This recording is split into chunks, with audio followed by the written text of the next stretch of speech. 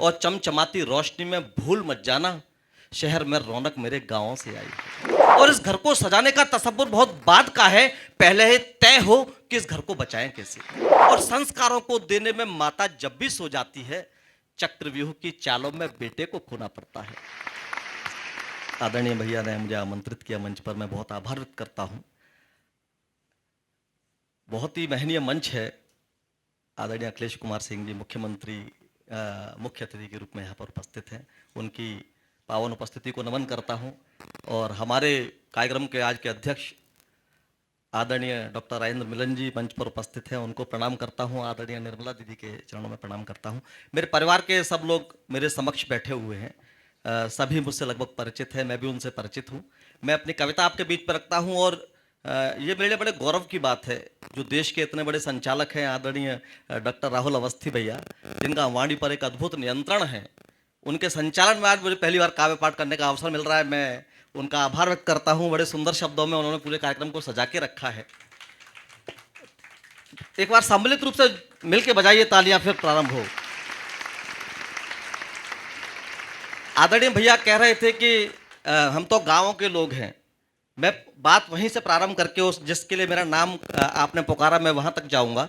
तो मैं आदरणीय भैया कहता हूँ, अक्सर लोग गांव की उपेक्षा करते हैं, तब चार पंक्तियां मैं कहता हूं कि धूल मिट्टी में सने पांवों से आई है।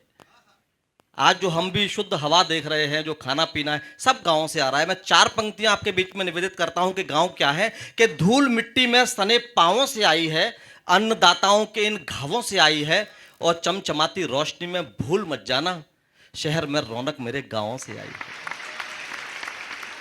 तो कई बार अक्सर बातों में हम गांव को उपेक्षित कर देते हैं, तो मैं भी गांव से हूं और बड़े गौरव की अनुभूति होती है।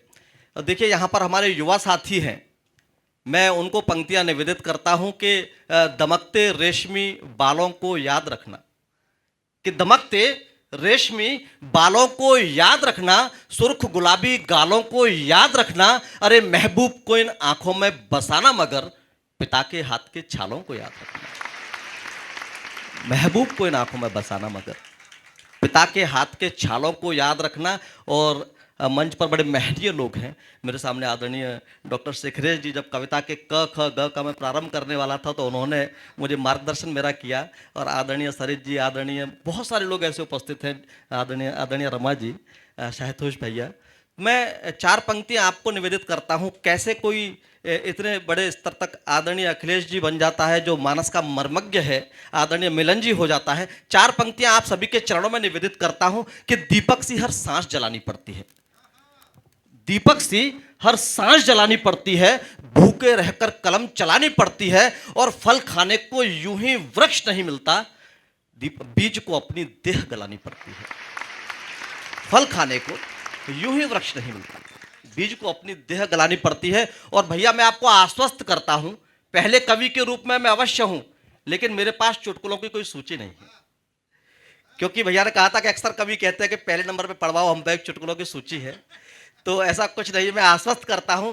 देखिए, जब हम एक राष्ट्र, आदर्श राष्ट्र की परिकल्पना को लेकर चलते हैं, तो मेरा मानना है कि जब किसी राष्ट्र को हमें आदर्श बनाना है, तो उसकी सबसे छोटी इकाई परिवार, उसको हम आदर्श बनाएं।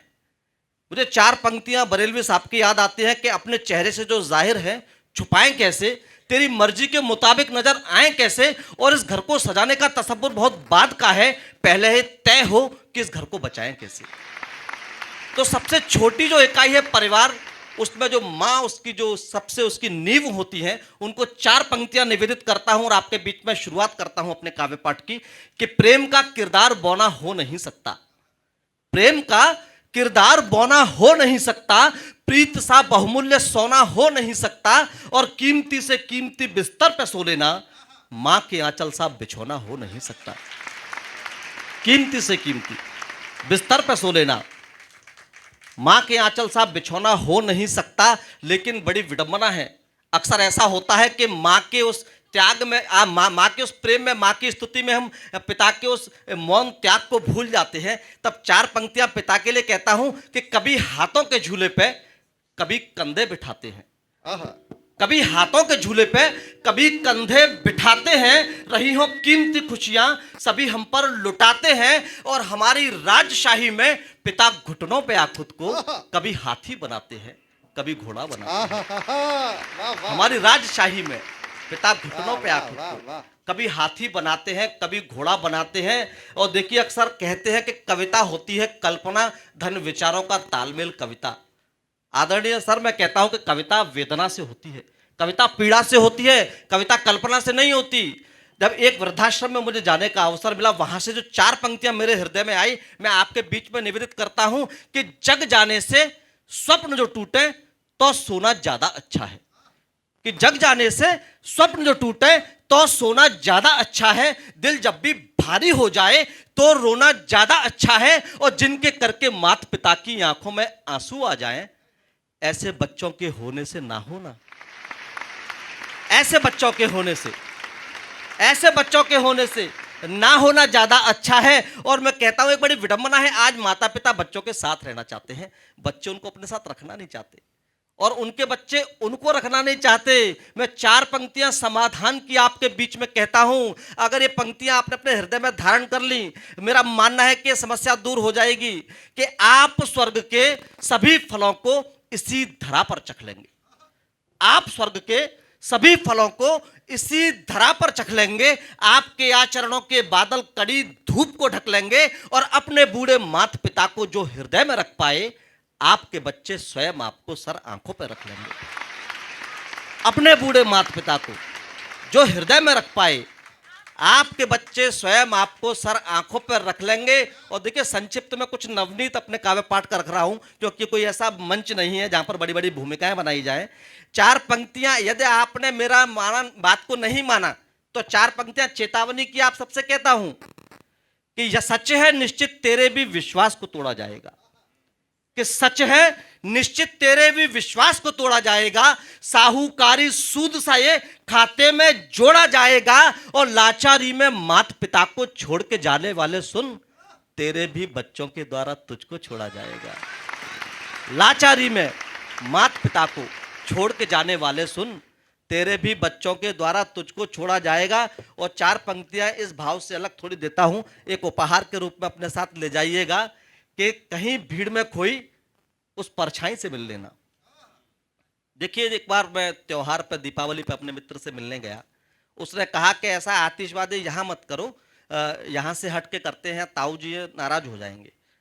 मैंने कहा, हम मित्रों को मनाने के लिए पूरे शहर में घूमने जा रहे हैं, लेकिन अगर हमारे रिश्तों के साथ हमारा एका नहीं है, तब 4 पंक्तियां मैं कहता हूं कि कहीं भीड़ में खोई उस परछाई से मिल लेना, दिल के कोने में बैठी तन्हाई से मिल लेना।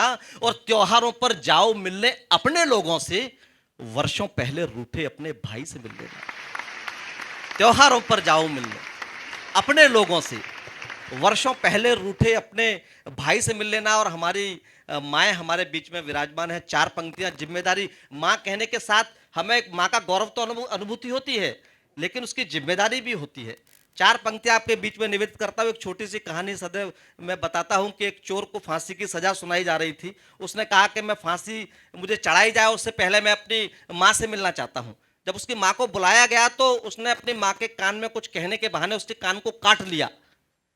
तब जज ने कहा, न्यायाधीश ने कहा कि अरे तूने ये क्या धृष्टता की, तुमने अपनी माँ के कान को काट लिया। उसने बोला कि जब मैंने पहली चोरी की तो माँ ने मुझे बढ़ावा दिया, अगर मुझे समझाया होता तो आज मुझे फांसी की सजा नहीं होती।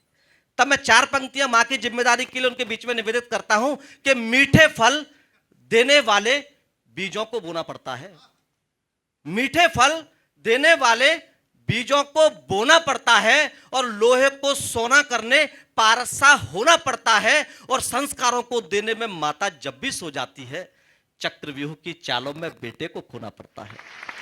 संस्कारों को देने में माता जब भी सो जाती है, चक्रव्यूह की चालों में बेटे को खोना पड़ता है। और जब मानस के मर्मज्ञ हमारे बीच में हो तो मैं लोभ संवरण नहीं कर पा रहा।